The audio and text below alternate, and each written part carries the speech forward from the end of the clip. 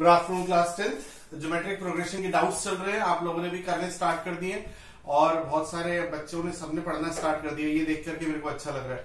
आज कौशल रागेंद्र स्वरूप से तुमने भी कुछ डाउट्स पूछे, 2 दिन पहले पूछे थे हालांकि, और मैं लगातार डाउट्स क्लियर कर रहा हूँ तो तुम्हारे डाउट्स का नंबर आज लग पाया, ठीक है।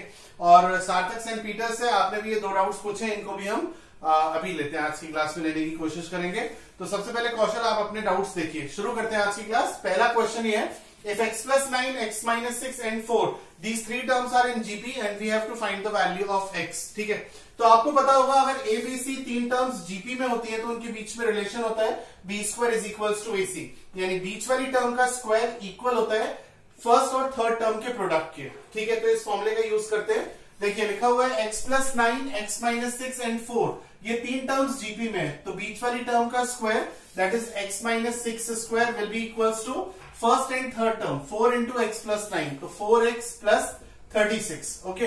इसको जरा सॉल्व करते हैं तो ये आ जाएगा x square plus 36 minus 12x minus 4x minus 36 is equals to 0।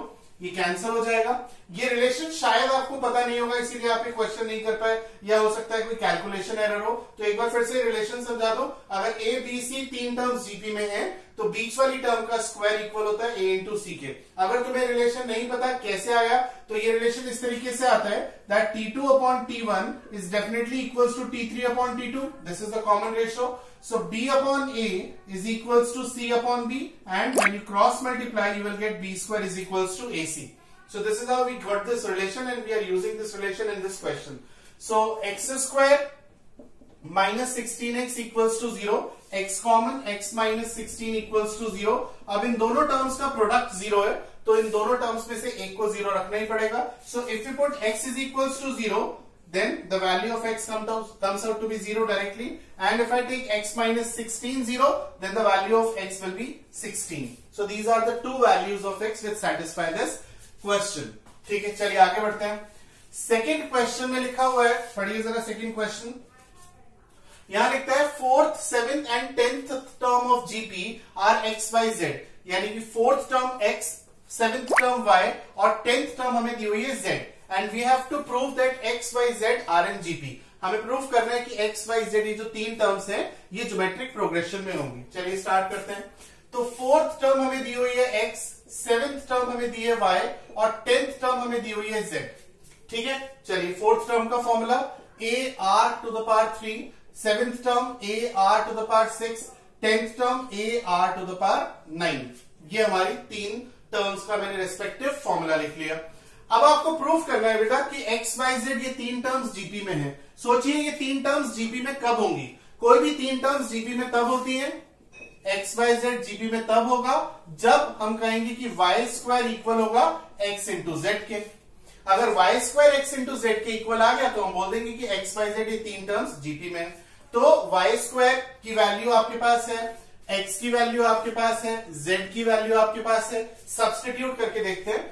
y square का मतलब a r की पावर 6 का whole square, x into z का मतलब a r की power 3 into a r to the power 9।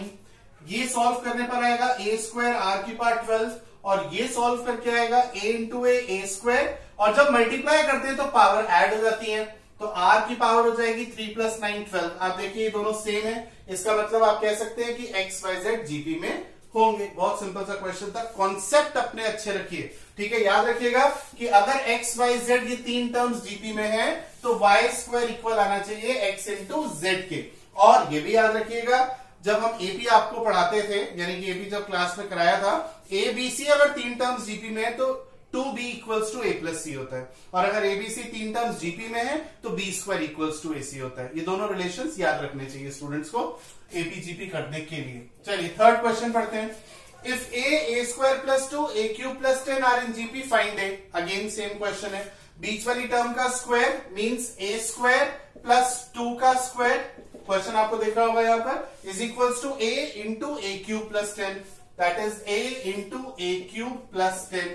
Solve करते हैं a plus B के होल स्क्वायर से, a टू द पावर 4, 2 का square 4 plus 2ab that is 4a square, a into a cube a to the power 4 plus 10a, ये cancel हो जाएगा बेटा। 4a square minus 10a plus 4 equals to 0. Take 2 common. It will be 2a square minus 5a plus 2 equals to 0. Now you can easily factorize and you will get the 2 values of a. तो 2 values आपको easily मिल जाएंगे factorize करने के बाद.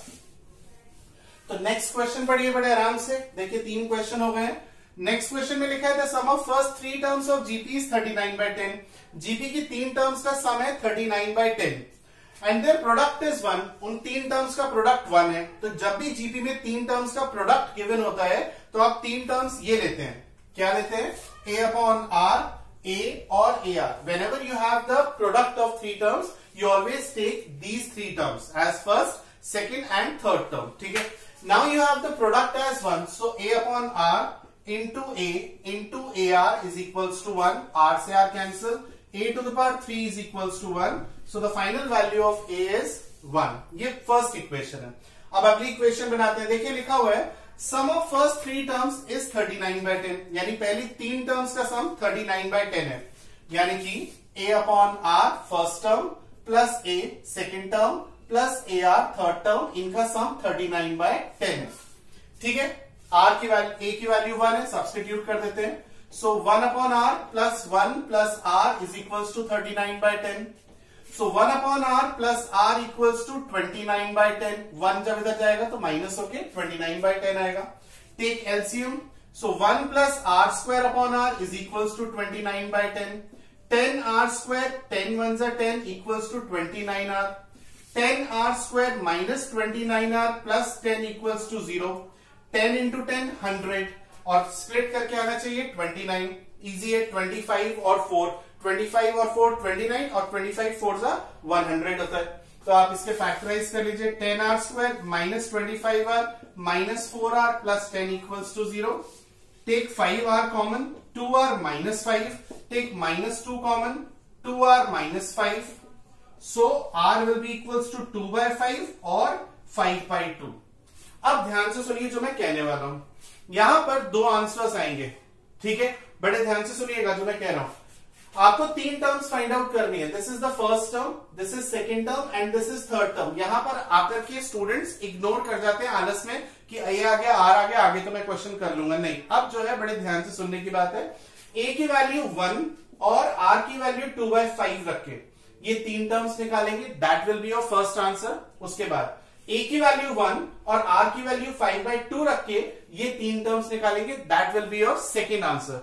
So that is how, this is how you will find 2 answers. First you will put a as 1, r as 2/5.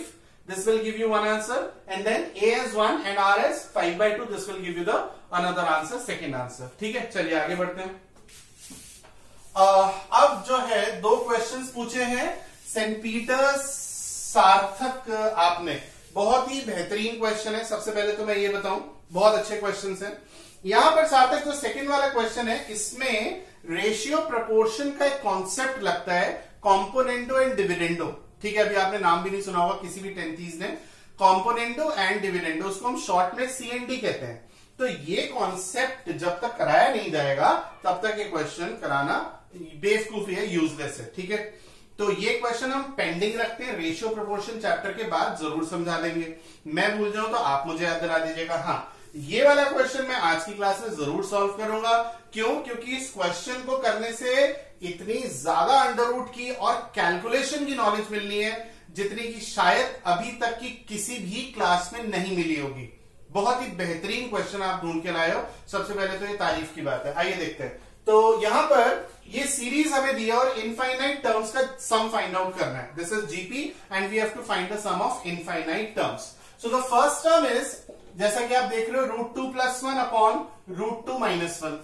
हम इस first term को यहां तक नहीं रहने देंगे क्योंकि मैथ्स का रूल है कि डिनोमिनेटर में अगर अंडर रूट हो तो कोशिश करो उसे हटाने की. तो सबसे पहले मैं इसे रैशनलाइज कर लूंगा. √2 + 1 से मल्टीप्लाई और डिवाइड करके. √2 + 1 का square a² + b² + 2√2 and this is a plus b into a minus b, a² minus b². So finally the first term is 3 + 2√2 because denominator में 1 है. Now I will calculate a common ratio T2 upon T1. तो T2 है 1/2 - √2. ठीक है. और T1 है हमारे पास 3 + 2√2. Divided by 3 plus 2 root 2। तो ये हमारे पास कॉमन रेशियो आ गया T2/T1 करके, ठीक है। या फिर आप इसमें फर्स्ट टर्म को ये भी ले सकते हैं, इजीली आपका कैंसिल हो जाएगा। तो अभी मैं फर्स्ट टर्म डिवाइड के लिए यही ले लेता हूं, √2 - 1 ऊपर आ जाएगा और √2 + 1 नीचे आ जाएगा, ठीक है। ये जब कैलकुलेशन करूंगा तब मैं फर्स्ट टर्म इसको ले लूंगा, ठीक है। अब देखिए ये जो 2 लिखा हुआ है, इस 2 को आप लिख सकते हैं √2 × √2 - √2, ठीक है। और √2 - 1/√2 + 1, ये जब T2/T1 वाली टर्म थी, ये T1 है, ठीक है। जब डिवाइड करते हैं तो रेसिप्रोकल हो जाता है। इसमें से आप √2 बाहर ले लेंगे, अंदर आएगा √2 - 1 और ये भी √2 - 1। तो √2 - 1 से √2 - 1 कैंसिल, ये हो जाएगा। अब इस √2 का मल्टीप्लाई करेंगे तो √2 × √2 = 2 + √2। तो ये आ गया हमारा कॉमन रेशियो, ठीक है। अब आप चाहे तो इसको भी रैशनलाइज कर लीजिए, 2 - √2 से ऊपर और नीचे मल्टीप्लाई करके। So the final value of common ratio will come out to be a + b × a - b is a² - b², that is 4 - 2 is 2. So this is the common ratio and now we have the first term and common ratio. आपको GP की infinite terms का सम पता है अच्छे से। GP की infinite terms का सम होता है a/1 - r, ठीक है ना। a/1 - r की वैल्यू सब्स्टिट्यूट करिए और फाइनल आंसर निकालिए, बस कैलकुलेशन वाली बात है। तो a की वैल्यू क्या है 3 + 2 √2 और 1 - r की वैल्यू क्या है 2 - √2/2, ठीक है ना बेटा। चलिए सॉल्व करते हैं। तो s infinite equals to 3 + 2 √2। By chance कोई डाउट हो कि सर ने वहां पर एक ही वैल्यू अलग ले ली, यहां पर एक ही वैल्यू अलग ले ली, पहली बात तो ये कि अलग ली नहीं है, ये दोनों वहां पर जो एक ही वैल्यू ली थी और यहां जो एक ही वैल्यू ली है सेम है, क्योंकि हमने रैशनलाइज किया है, ठीक है ना। बात समझ में आ रही है। और अगर आप रैशनलाइज नहीं भी करते हैं तब भी आपका आंसर सेम ही आएगा, बट मेरी राय ये रहेगी कि आप रैशनलाइज कर लीजिए, क्योंकि डिनोमिनेटर में अंडर रूट रखना नहीं चाहिए, ठीक है। शायद इसीलिए आपका आंसर भी नहीं आया होगा। सो 2 × 1 = 2 -2 कैंसिल, √2 और 2 ऊपर आ जाएगा। तो बेटा ये आपका फाइनल आंसर हो गया, ठीक है। आप चाहे तो, क्योंकि डिनोमिनेटर में अंडर √2 है, इसको एक बार फिर से रैशनलाइज कर सकते हैं। कैसे? आप √2 से ऊपर और √2 से नीचे मल्टीप्लाई करके, ये भी आपका ठीक होगा। अब √2 का √2 से मल्टीप्लाई करेंगे तो 2 आएगा और 2 से 2 कैंसिल हो जाएगा। तो फाइनल आंसर आ गया 3 + 2 √2 × √2, √2 से मल्टीप्लाई करेंगे तो 3 √2 + 2 2 = 4। ये आपका फाइनल आंसर आना चाहिए, आप चेक कर लीजिएगा, ठीक होगा। तो आज की क्लास में मैंने आप लोगों की डाउट्स बताए ज्योमेट्रिक प्रोग्रेशन में। Very soon we will be starting with physics classes also, and do share this information with your friends that कि यहाँ पर मैथ्स का बैच भी चल रहा है, केमिस्ट्री का बैच भी चल रहा है और फिजिक्स का बैच भी स्टार्ट होगा। जनरली मैं देख रहा हूँ कि टीचर्स जो पढ़ा रहे हैं ऑनलाइन क्लासेस मेरी तरह, वो एक क्लास दे रहे हैं, या तो मैथ्स का या साइंस का। मैं आप लोगों को डेली मैथ्स और साइंस का क्लास दे रहा हूं और फिजिक्स का क्लास भी स्टार्ट करने वाले हैं। So kindly share this information to the concerned students with your friends, with your schoolmates, so that they can also join my batch. Okay, thank you.